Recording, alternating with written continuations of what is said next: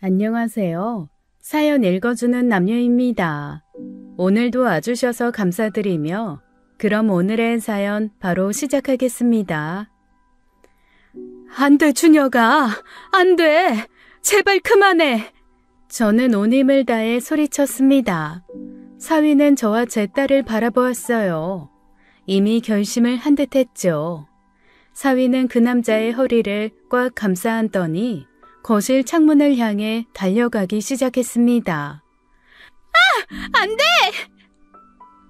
딸의 비명이 집안을 가득 채웠습니다. 저는 본능적으로 달려갔어요. 하지만 이미 늦었죠. 쨍그랑 유리창이 깨지는 소리와 함께 두 사람의 몸이 창밖으로 사라졌습니다. 10층 높이였어요. 제 다리에 힘이 풀렸죠. 여보! 여보! 딸이 울부짖으며 창가로 달려갔습니다. 저도 떨리는 다리를 끌고 창가로 갔어요. 아래를 내려다보니 두 사람이 꺾인 인형처럼 쓰러져 있었죠. 피가 너무 많이 흘러나오고 있었습니다. 사위의 몸은 기이하게 꺾여 있었어요. 그 옆에 쓰러진 남자는 꼼짝도 하지 않았죠. 저는 떨리는 손으로 휴대폰을 꺼냈습니다. 119를 누르는데도 손가락이 제대로 움직이지 않았어요. 겨우 전화가 연결되었죠. 여기 사람이 떨어졌어요. 10층에서 두 사람이. 제발 빨리 와주세요. 전화를 끊고 나서야 깨달았습니다. 이 모든 비극의 시작을 말이에요. 처음부터 막았어야 했던 그 결혼을 말입니다. 저는 그때 왜 그렇게 사위가 좋아 보였을까요? 겉모습에 속아 딸을 지옥으로 밀어넣은 건 바로 저였습니다. 이제 와서 후회해도 소용없겠죠. 그날의 기억은 아직도 선명합니다. 딸이 처음 그 사람을 데려왔던 날 말이에요. 안녕하세요. 저는 그저 평범한 62의 어머니였습니다. 딸 하나 아들 하나 키우며 살아온 그런 사람이었어요. 특별할 것도 없는 삶이었죠. 그런데 딸이 명문대 출신 변호사와 결혼했습니다. 유산 상속 전문이라고 했어요. 그것도 강남에서 사무실을 운영한다고 했죠. 저는 그때 정말 기뻤습니다. 딸이 고생 없이 살 수 있을 거라 생각했어요. 이렇게 끔찍한 일이 생길 줄은 꿈에도 몰랐죠. 홍기가 찬 딸이 어느 날 남자친구를 데려왔습니다. 첫인상부터 참 좋았어요. 키도 크고 얼굴도 번듯하게 생겼죠. 엄마, 내 남자친구야. 엄마, 나 결혼하고 싶어. 어머님, 처음 뵙겠습니다. 저 강준혁이라고 합니다. 저 민지 정말 사랑합니다. 제가 민지 평생 책임지고 행복하게 해주고 싶습니다. 허락해 주십시오. 목소리도 차분하고 예의도 바른 사람이었습니다. 명함을 보니 정말 강남에서 법률 사무소를 운영하고 있었어요. 유산상속 전문이라는 글자가 금빛으로 빛났죠. 이야, 우리 딸이 진짜 좋은 사람 만났구만. 변호사라 아주 든든하네, 든든해. 젊은 나이에 벌써 사무실까지 차렸다고. 그러게요. 민지야, 정말 좋은 사람인 것 같다. 엄마가 봐도 참 믿음직스러워. 상견례 날 사돈들도 참 좋은 분들이었습니다. 준혁이 어머니는 은퇴한 교수님이셨어요. 아버지는 중견기업 임원이라고 했죠. 저희가 정말 복 받았어요. 민지처럼 이렇게 예쁘고 똑똑한 아이를 며느리로 맡다니. 저희 준혁이가 부족한 게 많은데 그래도 민지만 바라보고 살 거예요. 제가 장담합니다. 아이고, 무슨 말씀을. 저희 딸이야말로 이런 좋은 집안에 과분하죠. 정말 과분해요. 결혼식은 호텔에서 성대하게 치렀습니다. 딸은 강남의 고급 아파트에서 신혼생활을 시작했어요. 그 집은 사위가 결혼 전부터 살던 곳이었죠. 엄마, 집이 진짜 대박이야. 한강이 이렇게 다 보이고 아침에 일어나면 햇살이 막 쏟아져. 나 진짜 공주 된 것 같아. 그래. 좋은 집에서 행복하게 살아야지. 엄마도 안심이다 정말. 명절이 되면 사돈들이 고급 한우 세트를 보내왔습니다. 백화점 상품권도 넣어주셨어요. 저는 복받은 사람이라는 소리를 자주 들었죠. 아니 정숙 씨, 딸이 변호사한테 시집 갔다며? 그것도 강남에서 사무실 차린. 와, 진짜 대박이다. 어떻게 그런 사위를 만났어? 네, 뭐 그냥 운이 좋았어요. 애가 복이 있나 봐요. 저는 말년에 걱정이 없을 거라 생각했습니다. 딸도 잘 살고 아들도 곧 결혼할 거라 했어요. 하지만 저에게는 큰 골칫거리가 하나 있었죠. 바로 제 남동생이었습니다. 제 남동생 정수는 평생을 사고만 치고 살았습니다. 20살부터 도박에 빠져 살았어요. 화투, 포커, 경마, 심지어 불법 도박장까지 안 가본 곳이 없었죠. 친정어머니 통장에서 돈을 빼가는 건 일상이었습니다. 정수야, 너 또 내 통장에서 돈 빼갔니? 이번 달 생활비인데. 아이고 이놈아, 그 돈으로 또 도박했구나. 엄마, 이번만 도와주면 진짜 끝이야. 딱 한 번만 더 하면 본전 다 찾을 수 있어. 제발 엄마. 그런 일이 한두 번이 아니었습니다. 어머니는 매번 속으셨어요. 저는 어머니께 정수를 내치라고 했지만 어머니는 못하셨죠. 엄마, 정수 저러다 집안 거덜내요. 이제 그만 좀 봐주세요. 50 넘은 놈이 아직도 엄마 등골 빨아먹고 있잖아요. 그래도 내 자식인데 어떡해. 정수 언젠간 정신 차리겠지. 한 번은 정수가 사채를 썼다고 했습니다. 깡패들이 친정집에 찾아왔어요. 문을 발로 차며 돈 갚아라고 소리를 질렀죠. 어머니가 떨면서 문 뒤에 숨어 계셨습니다. 결국 어머니가 조상 대대로 물려받은 논을 팔아서 겨우 막았어요. 누나가 좀 도와줘야지. 형님이 돈 잘 번다며. 이번만 3천만 원만 빌려줘. 미쳤니? 3천만 원? 너 그동안 엄마한테 빼먹은 돈이 얼마야? 이제 나까지 빨아먹으려고? 아이, 가족이잖아. 가족끼리 1억이야? 나중에 갚을게. 진짜야. 몸 성할 때 꺼져라. 다시는 우리 집 근처에 오지 마. 어머니 칠순잔치 날에도 사고를 쳤습니다. 술에 취해서 하객들 앞에서 난동을 부렸어요. 마이크를 뺏어 들고는 다들 돈 많으시죠? 저 좀 도와주세요 라고 외쳤습니다. 돈 좀 있어 보이는 친척들한테 가서 구걸했죠. 형님, 사업 자금이 좀 필요한데 1,000만 원만, 아니 500만 원만 좀. 정수야, 너도 이제 나이가 몇인데 정신 좀 차려라. 어머니는 그날 밤 펑펑 우셨습니다. 평생 자기 고생만 시킨 아들이라고 한탄하셨어요. 그런 정수가 이제는 어머니 유산까지 노리고 있었죠. 친정 어머니가 돌아가셨습니다. 폐암말기로 3개월 투병 끝에 가셨어요. 장례식장에서부터 정수는 유산 이야기를 꺼냈습니다. 어머니 시신 앞에서도 돈 타령이었죠. 누나, 엄마 통장에 얼마나 있어? 집은 얼마에 팔 수 있을까? 시세가 올랐다던데. 아파트 값만 해도 3억은 넘지? 나도 아들이니까 당연히 반은 내 거지? 반은 내 거야? 야, 너 지금 미쳤어? 엄마 돌아가신 지 하루도 안 됐는데 엄마 시신이 저기 계신데 벌써 유산 타령이야? 그리고 엄마가 유언 남기셨어. 너한테는 한 푼도 안 준다고 분명히 하셨어. 뭐라고? 그게 무슨 소리야?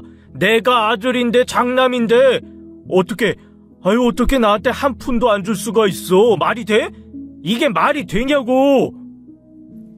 어머니는 돌아가시기 전에 유언장을 쓰셨습니다. 공증까지 받으신 정식 유언장이었어요. 정수에게는 단 한 푼도 주지 말라고 하셨습니다. 이미 평생 빼먹을 만큼 빼먹었다고 하셨죠.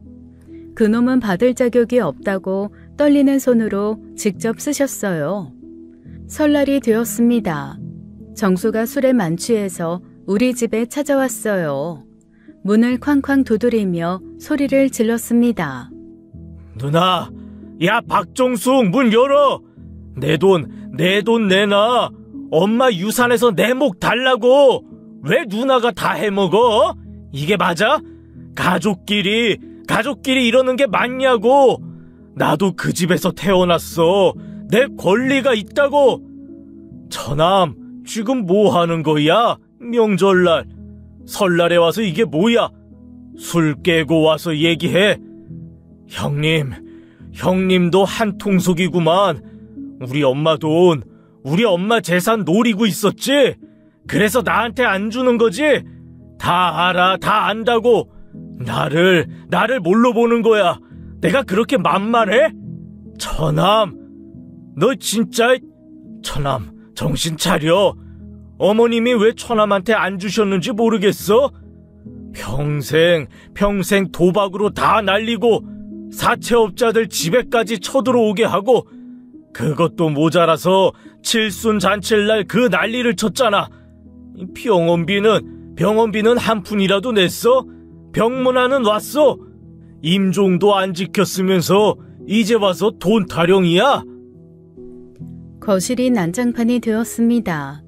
정수는 술병을 들고 휘둘렀어요. 화병이 깨지고 액자가 떨어졌죠. 니들 유류분이라고 알아? 법적으로 나도 받을 권리가 있다고 변호사한테 다 물어봤어. 만약 안 주면 진짜 다 고소할 거야. 법원 가자고. 그래, 고소해. 법대로 하자. 정수는 그렇게 한참을 욕을 퍼부으며 나갔습니다. 문을 박차고 나가면서도 계속 소리쳤죠. 이웃들이 다 듣도록 복도에서 고래고래 고함을 질렀어요. 꼭 유류분 받아낼 거라고요. 설날 그 난리 후에 여동생이 저를 찾아왔습니다. 정수 때문에 걱정이 많다고 했어요. 진짜 유류분 소송을 할 것 같다고 했죠. 언니, 정수 오빠가 진짜 변호사 찾아다니고 있대. 무료 법률 상담소에도 갔다더라. 이거 어떡해? 사위가 변호사니까 한번 물어보는 게 어때? 그것도 유산상속 전문이잖아. 야, 너 미쳤어? 강서방한테 이런 창피한 일을 어떻게 말해? 우리 집안에 그런 인간이 있다는 걸 그걸 어떻게 알려? 아니, 언니, 그래도 전문가 의견을 들어봐야지. 정수 오빠가 진짜로 소송하면 큰일이잖아. 절대 안 돼. 입도 뻥끗하지 마. 알았지? 그런데 그날 사위 부부가 찾아왔습니다. 설 인사를 하러 온 거였어요. 세배도 하고 떡국도 먹었죠. 어머님, 아버님, 새해 복 많이 받으세요. 올해도 건강하시고요. 엄마, 떡국 진짜 맛있다. 역시 엄마가 최고야. 화목한 시간이었습니다. 그런데 여동생이 갑자기 입을 열었어요. 제가 눈으로 신호를 보냈는데도 말이죠. 저 강서방, 혹시 유류분이라고 알아? 법적으로 어떻게 되는 거야? 아, 유류분이요? 상속에서 법정 상속인이 최소한 받을 수 있는 몫이죠. 왜요, 이모님? 사실은 정수 오빠가 엄마 유산 때문에 유류분 달라고 난리거든. 언니가 창피해서 말 못하고 있었는데. 야, 정미야, 하지 말라고 했잖아. 저는 얼굴이 빨개졌습니다. 사위 앞에서 너무 창피했어요. 그런 남동생이 있다는 게 부끄러웠죠. 어머님, 가족 일인데 제가 도와드려야죠. 외삼촌분이 그러시는군요. 걱정 마세요. 제가 해결해 드릴게요. 아니야, 괜찮아. 우리가 알아서 할게. 어머님, 저 이런 일 전문이에요. 할머님이 돌아가시기 전에 외삼촌에게 준 돈이 있다면 그게 이미 특별 수익으로 처리돼요. 그럼 유류비용 계산할 때 공제되거든요. 엄마, 강서방이 도와준다는데 왜 그래? 가족끼리 뭘 숨겨? 외삼촌분이 그동안 받으신 게 꽤 되시죠? 뭐 도박빚, 사채 그런 거 다 기록 있으세요? 어머니가 일일이 수첩에 적어두셨어. 날짜랑 금액이랑. 그럼 됐네요. 그 금액이 유류분보다 많으면 외삼촌은 한 푼도 못 받아요. 제가 한번 계산해 볼게요. 그리고 외삼촌분 연락처 좀 주세요. 제가 직접 설명드리면 포기하실 거예요. 아니야, 만나지는 마. 걔 성격 더럽고 난폭해. 괜히 강서방한테 해코지할지도 몰라. 걱정 마세요, 어머님. 저 이런 일 많이 해봤어요. 사위는 자신만만했습니다. 하지만 저는 불안했어요. 정수를 직접 만나는 건 위험할 것 같았죠. 딸과 사위는 그날 밤 우리 집에서 자기로 했습니다. 다음 날 오전에 가겠다고 했어요. 그런데 그날 밤 10시쯤이었습니다. 난리가 났어요. 현관문을 두드리는 소리가 들렸습니다. 정수가 또 술 먹고 찾아온 거였죠. 누나, 누나 나야, 정수야. 문 좀 열어줘. 할 말이 있어. 왜 또 왔어? 술 먹고 또 행패 부리려고? 아니야. 아니야. 이번엔 진짜 조용히 얘기하려고. 제발 문 좀 열어줘. 추워. 밖이 너무 추워. 저는 어쩔 수 없이 문을 열었습니다. 정수는 만취 상태였어요. 비틀거리며 들어왔죠. 그때 사위가 방에서 나왔습니다. 정수를 보고 정중하게 인사했어요. 정수가 제 딸 결혼식에 오지 않았기에 사위와는 처음 보는 사이였습니다. 안녕하세요, 외삼촌. 저 민지 남편 강준혁이라고 합니다. 처음 뵙겠습니다. 그런데 정수가 사위를 보는 그 순간 얼굴이 하얗게 변했습니다. 눈이 튀어나올 것처럼 커졌어요. 온몸이 덜덜 떨리기 시작했죠. 강중혁? 강중혁이라고요? 네, 맞습니다, 외삼촌. 괜찮으세요? 이럴 수가. 사장님이 왜 여기? 정수는 뒷걸음질을 쳤습니다. 마치 귀신을 본 것 같았어요. 그러다가 갑자기 바지에 얼룩이 번지기 시작했죠. 오줌을 지린 겁니다. 58살 먹은 남자가 오줌을 쌌어요. 거실 바닥에 노란물이 흘렀죠. 정수야, 너 지금 뭐 하는 거야? 미안, 누나. 미안해. 정말 미안해. 그냥 갈게. 용서해줘, 제발. 용서해주세요. 잘못했어요. 정수는 거의 울먹이며 말했습니다. 그리고는 도망치듯 뛰어나갔어요. 문도 제대로 닫지 않고 갔죠. 엄마, 삼촌이 왜 저래? 왜 준혁 씨 보고 왜 그렇게 놀라? 그러게. 저는 사위를 봤습니다. 사위는 담담한 표정이었어요. 아무 일 없다는 듯 말했죠. 술을 너무 많이 드신 것 같네요. 여기 제가 청소할게요, 어머님. 아니야, 내가 할게. 근데 준혁아, 너 우리 정수 알아? 전에 만난 적이 있어? 아니요, 처음 뵙는데요. 아마 술 때문에 헛것을 보신 것 같아요. 하지만 저는 알 수 있었습니다. 정수의 그 공포에 질린 눈빛을요. 분명 무언가 있었어요.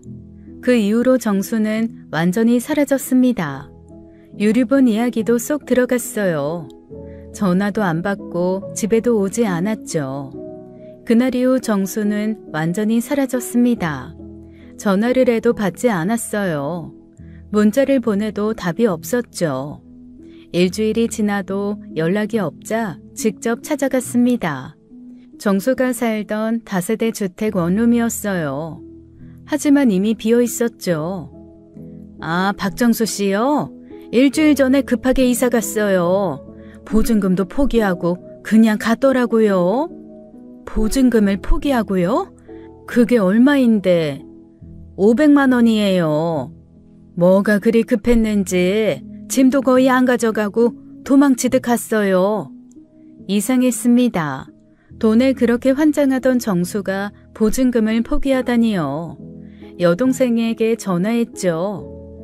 정미야, 너 정수한테 연락 받았어?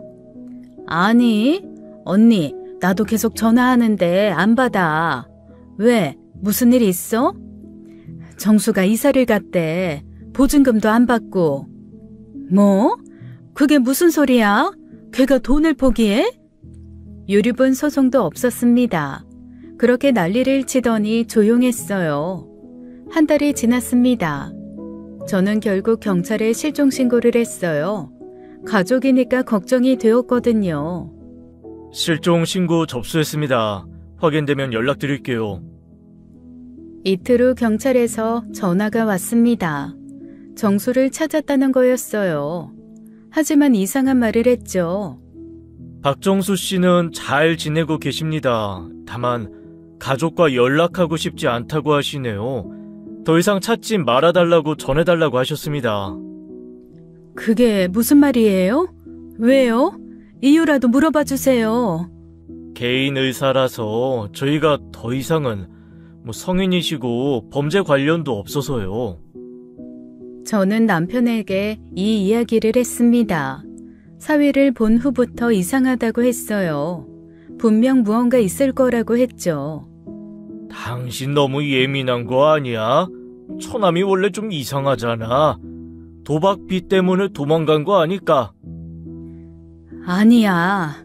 그 공포에 질린 얼굴 오줌까지 지렸잖아. 평범한 일이 아니야. 술 많이 마셔서 그런 거겠지.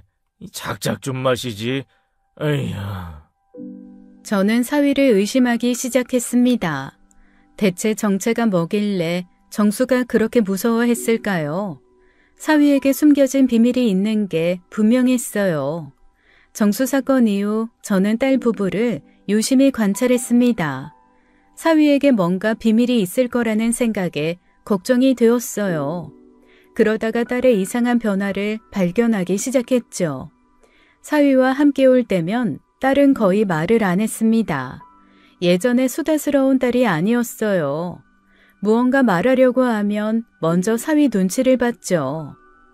엄마, 나 요즘... 그러다가 사위를 힐끗 보더니 말을 바꿨습니다.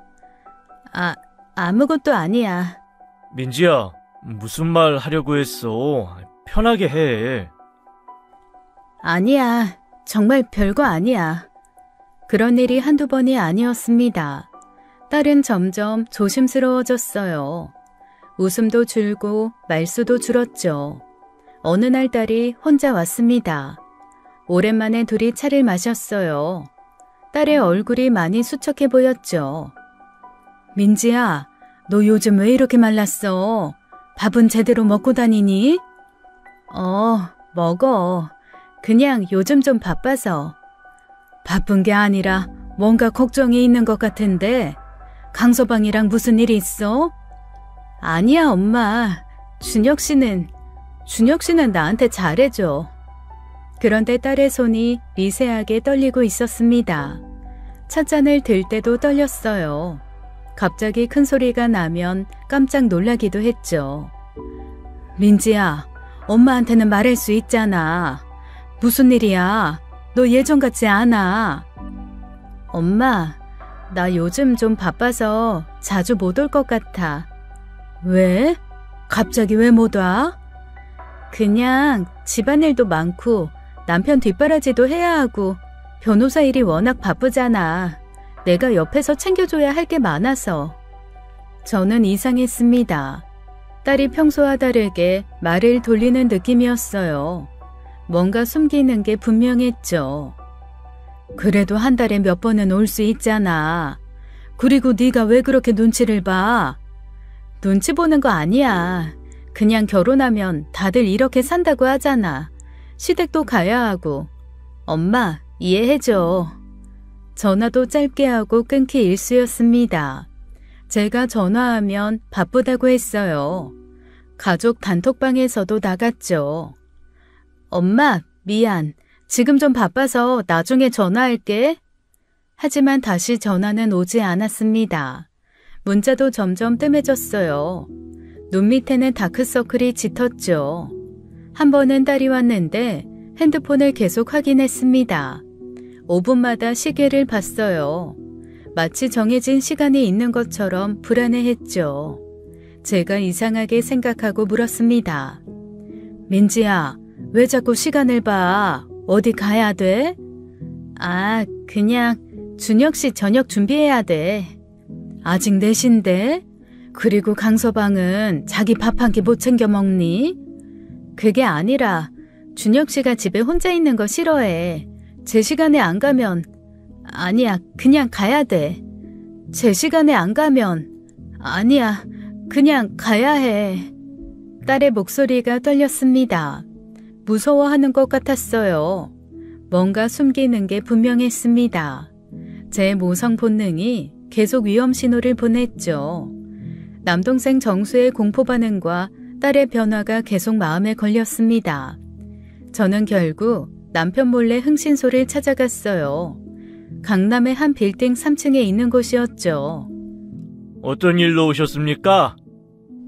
제 사위가 변호사인데 사위 신원조사를 하고 싶어서요. 과거 이력이랑 가족관계, 혹시 숨긴 전과나 문제가 있는지 알고 싶어요. 아, 변호사 신원조회요? 그거야 일도 아니죠. 변호사들은 기록이 다 남아있어서 조사하기 쉬워요. 이름이랑 사무실 주소만 알려주시면 일주일 안에 다 알아봐 드릴게요. 직원은 자신만만해 했습니다. 조사비 300만 원을 성금으로 받았어요. 영수증도 끊어주지 않았죠. 강준혁 변호사예요. 강남에서 유산 상속 전문으로 일해요. 여기 명함이랑 사무실 주소 있어요. 네, 알겠습니다. 일주일 후에 연락드릴게요. 깨끗한 분이면 좋겠네요. 그런데 3일 만에 전화가 왔습니다. 목소리가 다급했어요.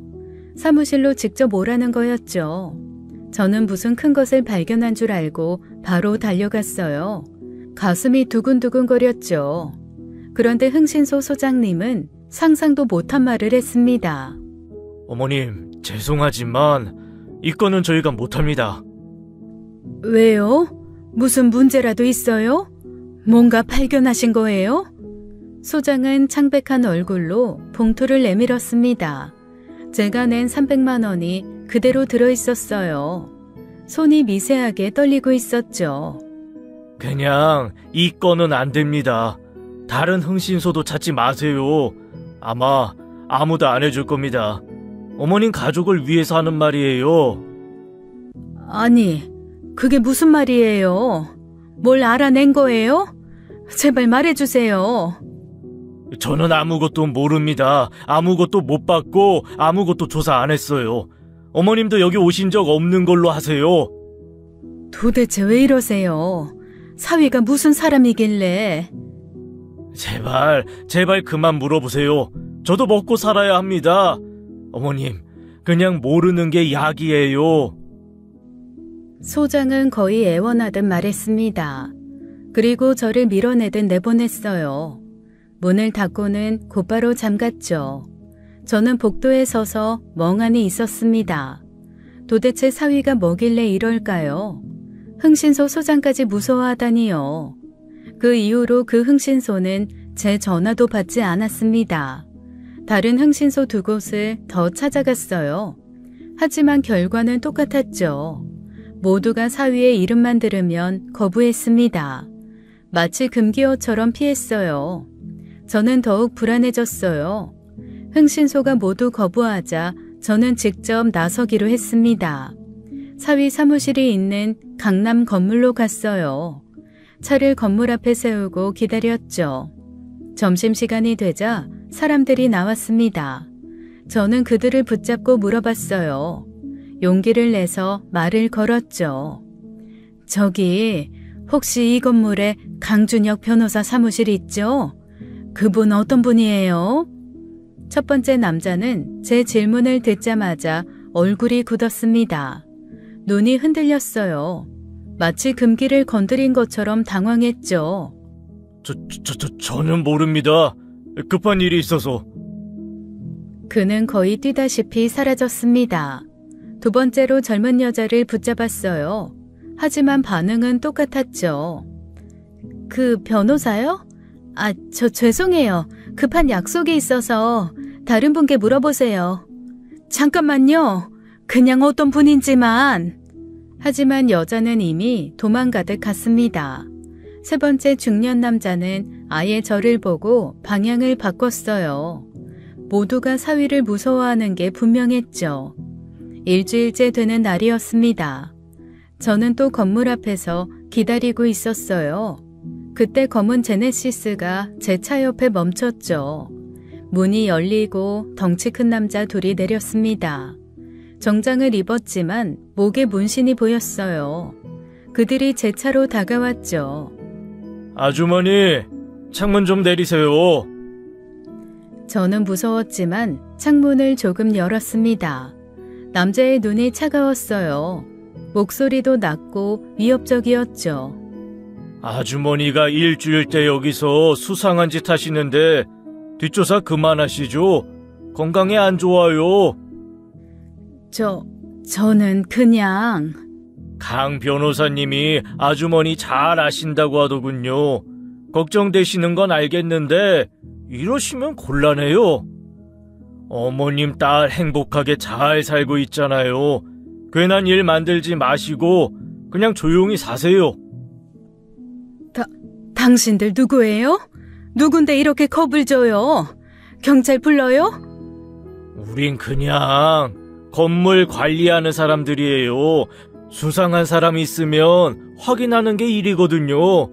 아무튼 오늘로 끝내세요. 그들은 차에 타고 사라졌습니다. 저는 온몸이 떨렸어요. 분명 사위가 보낸 사람들이었죠. 그날 밤 남편에게 이야기했습니다. 하지만 남편은 믿지 않았어요. 오히려 저를 이상하게 봤죠. 당신 요즘 너무 예민한 거 아니야? 사위가 왜 그런 깍두기들을 보내? 그 사람 말대로 건물 관리인이겠지. 당신이 건물 앞에 불법 주차하니 관리하는 거야. 그리고 문신? 요즘 젊은 사람들 문신 많이 해. 그냥 당신 망상 아니야? 망상이 아니야. 진짜야. 그만해. 강서방 괜찮은 사람이야. 민지도 잘 살고 있는데 당신이 왜 그래?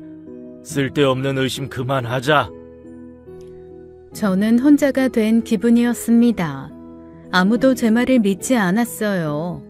하지만 무언가 끔찍한 일이 벌어질 것 같은 예감은 계속됐죠. 더 이상 참을 수가 없어서 딸의 집으로 찾아갔습니다. 연락도 없이 갑자기 찾아간 거였어요. 초인종을 누르자 한참 후에 딸이 문을 열었죠. 엄마? 왜 연락도 없이 왔어? 딸 얼굴 보고 싶어서 왔지. 엄마가 꼭 연락하고 와야 돼? 딸의 얼굴이 당황스러워 보였습니다. 마지못해 저를 안으로 들였어요.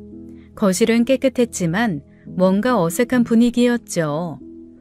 민지야, 우리 좀 얘기하자. 너 요즘 무슨 일 있니? 강서방, 엄마가 볼 때 강서방 뭔가 이상해. 정수도 강서방 보고 그렇게 무서워했잖아. 그 순간 딸이 급하게 제 입을 손으로 막았습니다. 그리고는 부자연스럽게 큰 소리로 말했죠. 엄마, 차 마실래? 내가 맛있는 차 있어. 주방에서 가져올게. 그러면서 제 팔을 잡았습니다. 화장실로 끌고 들어갔어요. 문을 닫고 수도꼭지를 틀었죠. 딸이 제 귀에 대고 속삭였습니다. 목소리가 떨리고 있었어요. 숨소리조차 조심스러웠죠. 엄마, 거실에 CCTV 있어. 음성도 녹음돼. 남편에 대한 얘기는 절대 하면 안 돼. 뭐? CCTV? 왜 집안에 그런 게... 쉿! 조용히! 제발 조용히 해. 나중에 밖에서 얘기해. 지금은 그냥 차 마시고 가는 걸로 해줘. 우리는 다시 거실로 나왔습니다. 어색하게 차를 마셨어요. CCTV가 어디 있는지 보이지도 않았죠. 그래, 차 맛있네. 엄마 이제 가볼게. 엄마, 밖에까지 바래다 줄게. 딸이 저를 따라 나왔습니다. 아파트 밖 카페로 갔어요. 그제야 딸이 입을 열었죠. 민지야, 도대체 무슨 일이야? 왜 집에 CCTV가 있어? 엄마, 사실 남편이 하는 일이 좀 특별해. 특별하다니? 무슨 일을 하는데? 엄마, 아주버님이 좀 무서운 사람이야. 왜 흔히들 말하는 조폭. 그런데 정말 나쁜 사람들은 아니야. 진짜야. 저는 충격을 받았습니다. 사위 형이 조폭이라뇨. 그리고 사위가 그 조폭과 일한다는 거였어요. 믿을 수가 없었죠. 미쳤니? 그런 걸 알고도 같이 사는 거야? 당장 이혼해. 경찰에 신고하고. 엄마, 나 준혁 씨 사랑해. 뭐? 진짜야. 준혁 씨 나한테 정말 잘해줘. 단 한 번도 나한테 손댄 적 없어. 그냥 일이 그런 거야. 나도 처음에 무서웠는데 이제는 이해해. 이해? 너 지금 무슨 말을 하니? 얘, 봐. 너 정신 멀쩡한 거야? 엄마, 제발. 그냥 모른 척 해줘. 우리 잘 살고 있어. 정말이야. 엄마가 이러면 준혁 씨가 힘들어해. 딸의 눈에 눈물이 고였습니다. 하지만 동시에 진심이 보였어요. 정말 사위를 사랑하는 것 같았죠. 전 이 모든 상황이 혼란스러웠습니다. 민지야, 그럼 엄마랑 집에 가자. 거기서 생각을 좀. 엄마, 나 진짜 괜찮아. 걱정하지 마. 내가 알아서 할게. 어떻게 괜찮아? 조폭이라며. 아니야. 엄마, 제발. 나 정말 괜찮다니까. 그냥 엄마는 모른 척 해줘. 부탁이야. 저는 답답했습니다. 딸을 데리고 가고 싶었어요. 하지만 딸은 완강히 거부했죠. 결국 딸이 저를 억지로 돌려보냈습니다. 택시를 잡아주면서 태워보냈어요. 저는 뒤돌아보니 딸이 울고 있었죠. 결국 저는 경찰서를 찾아갔습니다. 더 이상 가만히 있을 수 없었어요. 민원실에서 형사님을 만났죠. 저희 사위가 조폭들이랑 연관이 있는 것 같아요. 뭔가 불법적인 일을 하는데 딸이 걱정돼서요. 어머님, 구체적인 증거가 있으세요? 피해자는 있나요? 제 남동생이 사위를 보고 너무 무서워했어요. 그리고 딸이 사위 일이 특별하다고 했어요. 따님분이 직접 신고하러 오실 수 있나요? 본인이 피해자라면 조사가 가능한데. 딸은 지 남편 신고 안 할 거예요. 어머님, 죄송하지만 구체적인 피해 사실이나 증거 없이는 수사가 어려워요. 추측만으로는 고소 고발이 안 됩니다. 그럼 어떻게 해요? 딸이 위험한데. 따님분이 직접 도움을 요청하시거나 구체적인 범죄 증거를 가지고 오시면 그때 다시 오세요. 지금으로선 저희가 할 수 있는 게 없어요. 저는 무력감을 느끼며 집으로 돌아왔습니다. 경찰도 도와줄 수 없다니요. 답답하고 막막했어요. 다음 날 오전 현관벨이 울렸습니다. 문을 열자 사위가 서 있었어요. 평소와 다른 차가운 표정이었죠. 어머님, 잠깐 이야기 좀 할 수 있을까요? 그래, 들어와. 사위는 거실에 앉았습니다. 평소의 공손함은 사라졌어요. 눈빛이 날카로웠죠. 어머님이 경찰서에 가셨다고 들었습니다. 네가 어떻게 그걸 알아? 어머님, 제가 하는 일에 대해 오해가 있으신 것 같아요. 전 그저 의뢰인들을 위해 일할 뿐입니다. 의뢰인? 조폭들이랑 일하면서?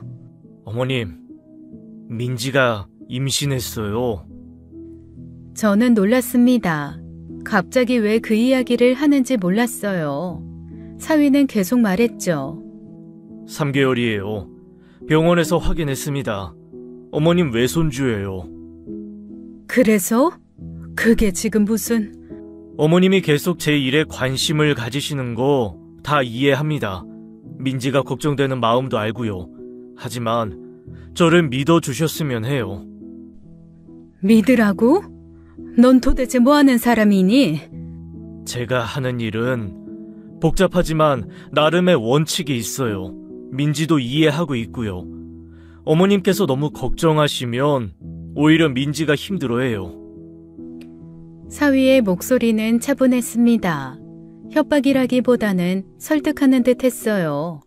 하지만 뭔가 알 수 없는 무게감이 있었죠. 모든 가정에는 나름의 사정이 있잖아요. 저희도 그래요. 그냥 민지가 행복하게 지낼 수 있게 해주세요. 민지가 정말 행복한 거니? 네, 정말이에요. 어머님이 보시기엔 이상할 수 있지만 저희는 서로를 아끼고 있어요. 너 정말 무서운 사람이구나. 전 가족을 지키려는 것뿐입니다. 어머님도 가족이시니까요. 부디 현명한 선택하시길 바랍니다. 사위는 일어났습니다. 떠나기 전에 한마디 더 했어요. 등을 돌린 채로 말했죠. 참, 외삼촌은 잘 지내고 있습니다. 제주도에서 새 삶을 시작했다고 들었어요. 다시는 어머님 괴롭히지 않을 겁니다. 그리고는 나갔습니다. 저는 소파에 무너져 앉았어요. 저는 사위가 나가자 가쁜 숨을 몰아쉬었어요. 딸이 임신했다는 기쁨보다 공포가 더 컸죠. 딸을 설득해도 소용없었습니다. 경찰도 도와줄 수 없었어요. 저는 고민 끝에 일단 지켜보기로 했죠. 그 사이 딸은 출산을 했습니다. 아들이었어요. 이름은 지호라고 지었죠. 엄마, 지호 예쁘지? 눈이 아빠 닮았어. 그래, 정말 예쁘다. 건강하게만 자라다오. 딸은 행복해 보였습니다. 적어도 겉으로는 그랬어요. 아이를 보니 제 마음도 복잡했죠. 며칠 뒤가 남편 생일이었습니다. 집에서 조촐하게 잔치를 하기로 했어요. 딸 부부도 아기를 데리고 오기로 했죠. 여보, 오늘 되게 먹고 싶은데 민수랑 수산시장 가서 싱싱한 걸로 사올게. 그래, 조심해서 다녀와요. 남편과 아들이 나간 후 딸 부부가 먼저 도착했습니다. 아기를 안고 들어왔어요. 거실에 아기를 눕혀두었죠. 엄마, 내가 도와줄게. 아빠 미역국 끓이는 거지? 같이 하자. 어머님, 제가 상 차리는 거 도와드릴게요. 우리는 주방에서 요리를 시작했습니다. 분위기는 평화로웠어요. 마치 평범한 가족처럼 보였죠. 하지만 저는 사위가 계속 신경 쓰였죠. 그때 초인종이 울렸습니다. 인터폰을 보니 배달원이었어요. 모자를 깊게 쓰고 마스크를 했죠. 떡 배달이라고 했습니다. 최병호님 맞으세요? 생일 떡 배달 왔습니다. 임절미랑 시루떡 세트요. 네? 우리는 떡 주문 안 했는데요. 여기 주문서에 최병호님 성함이랑 주소가 정확히 있어요. 남편이 수산시장 가는 길에 주문했나 싶었습니다. 아니면 누가 선물로 보냈나 싶었어요. 문을 열었죠. 그 순간 남자가 야구 방망이로 제 머리를 쳤습니다. 정수리에 정통으로 맞았어요. 저는 비명을 지르며 쓰러졌습니다. 피가 흘러내리는 게 느껴졌어요. 정신이 아득했죠. 하하하, 드디어 찾았다, 강준혁. 야, 이 새끼야, 네가 여기 숨어 있었구나. 주방에서 딸과 사위가 뛰어나왔습니다. 딸이 비명을 질렀어요. 사위의 얼굴이 하얗게 질렸죠. 김대식, 너 어떻게 여기를, 어떻게 알았냐고? 3개월이야, 3개월. 석 달 동안 미친놈처럼 너만 찾아다녔어. 네 놈 때문에 내가 이렇게 됐어. 어머니 유산 3억 한 푼도 못 받았어. 마누라는 이혼하자고 서류 들이밀고 우리 애들 얼굴도 못 보게 됐다고. 접근 금지야, 접근 금지. 그 남자는 술에 취한 듯 했습니다. 눈이 충혈되어 있었어요. 옷에서 소주 냄새가 진동했죠. 손에 든 야구 방망이를 미친 듯이 휘둘렀습니다. 대식아, 제발 진정해. 네가 원하는 게 뭐야? 돈이야? 돈 원하면 줄게. 돈? 지금 나보고 돈 받고 꺼지라는 거야? 내가 거지야? 내가 그렇게 만만해 보여? 뭐야, 네 애지? 너는 이렇게 가족이랑 행복하게 사는구나. 나는 내 새끼들 얼굴도 못 보고 쓰레기처럼 사는데 니들은 이렇게 단란하게. 그 남자가 거실의 아기 쪽으로 비틀거리며 다가갔습니다. 딸이 울면서 손주에게 가려고 했어요. 저도 일어나려고 했지만 머리가 너무 아팠죠. 안 돼! 제발요. 우리 아기는 건드리지 마세요. 아무 죄도 없어요. 죄가 없다고? 이 새끼 아빠가 죄인이야. 한 발짝만 더 다가와봐. 내가 이 애를 어떻게 하는지 보여줄 테니까. 김대식, 내 아들한테 손끝만이라도 대면 넌 오늘 죽어. 기억나냐? 그날 네가 나한테 한 말? 나한테 인간 쓰레기라고 했지? 그래, 내가 쓰레기야, 인간 쓰레기. 그런데 말이야, 이제 잃을 것도 없어. 오늘 다 같이 끝내자. 너도 나도 다 같이 지옥 가는 거야. 남자가 야구 방망이를 높이 들었습니다. 아기를 향해 내리치려는 순간이었어요. 사위가 미친 듯이 달려들었죠. 이 미친 새끼가! 두 남자가 엉켜 싸우기 시작했습니다. 거실 탁자가 넘어가고 화분이 깨졌어요. 유리 파편이 사방에 흩어졌죠. 하지만 사위가 일방적으로 밀렸어요. 김대식이 야구방망이로 사위를 내리쳤죠. 사위가 무릎을 꿇었습니다. 이마에서 피가 흘렀어요. 김대식이 또다시 방망이를 들어 올렸죠. 안 돼! 여보! 딸이 김대식에게 달려들었습니다. 하지만 한 손으로 밀쳐졌어요. 저도 기어서 그 남자 다리를 붙잡았죠. 그만해! 민지야! 경찰 불러! 경찰? 다 끝나고 오겠지? 비켜 이것들아! 난 오늘 강준혁 저 새끼랑 끝을 볼 테니까! 그가 우리를 뿌리쳤습니다. 저는 벽에 부딪혔어요. 딸도 넘어졌죠. 김대식이 다시 아기 쪽으로 갔습니다. 거실 바닥에 누워있는 아기를 보며 웃었어요. 방망이를 천천히 들어 올렸죠. 이제 너도 내 기분 알겠지? 가족을 잃는 기분! 그 순간이었습니다. 사위가 피투성이 얼굴로 일어났어요. 마지막 힘을 짜내듯 달려들었죠. 안 돼! 절대 안 돼! 사위는 그대로 달려가 김대식의 허리를 감쌌습니다. 그리고 거실 베란다 창문을 향해 돌진했어요. 두 사람의 몸이 유리창을 향해 달려갔죠. 안 돼! 준혁아! 안 돼! 여보! 쨍그랑 유리창이 깨졌습니다. 두 사람이 창밖으로 사라졌어요. 10층 높이였죠. 딸이 울부짖으며 창가로 뛰어갔습니다. 저도 떨리는 몸을 끌고 갔어요. 아래를 보니 두 사람이 쓰러져 있었죠. 사위는 꼼짝도 하지 않았습니다. 몸이 기이하게 꺾여 있었어요. 김대식도 움직이지 않았어요. 피가 점점 번져나갔습니다. 콘크리트 바닥에 붉게 물들었어요. 저는 떨리는 손으로 119를 눌렀죠. 10층에서 떨어진 김대식은 현장에서 사망했습니다. 사위는 기적적으로 살았어요. 하지만 허리와 목, 두 다리가 부러지는 중상이었죠. 사위는 병원에서 일주일 만에 깨어났습니다.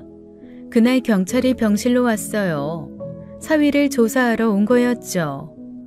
강준혁 씨, 김대식 씨와 무슨 일이 있었습니까? 왜 싸우게 된 거죠? 그 사람이 제 처가에 침입해서 가족을 위협했습니다. 아기를 해치려고 해서. 김대식 씨 휴대폰을 조사해보니 강 변호사님에 대한 원한이 상당하더군요. 유산 포기각서 때문이라고 하던데. 사위는 입을 다물었습니다. 변호사답게 불리한 건 말하지 않았어요. 형사가 저를 돌아봤죠. 어머님, 따로 말씀드릴 게 있습니다. 잠시 나와주시겠어요? 복도로 나가자 형사가 충격적인 이야기를 했습니다. 사위의 진짜 일에 대해서였어요. 저는 귀를 의심했어요. 강준혁 변호사는 특수한 일을 해왔습니다. 유산 분쟁이 있을 때 법적으로 해결이 안 되면 다른 방법을 쓴다고 하더군요. 다른 방법이요? 강압적으로 유산 포기 각서를 받아내는 겁니다. 형이 조직폭력배 출신이라 함께 일했다고 해요. 협박, 감금, 때로는 폭력까지. 강서방이요? 김대식 씨도 그런 피해자였습니다. 어머니 유산 3억을 포기하는 각서를 강제로 썼다고요. 그래서 복수하러 온 거고요. 저는 다리에 힘이 풀렸습니다. 벽에 기대지 않으면 쓰러질 것 같았어요. 그런 사람과 딸이 살고 있었다니요. 병실로 돌아와 딸을 불렀습니다. 딸은 아기를 안고 있었어요. 눈이 퉁퉁 부어 있었죠. 민지야, 너 강서방이 무슨 일 하는지 알고 있었어? 알고 있었지? 엄마, 알고 있었구나.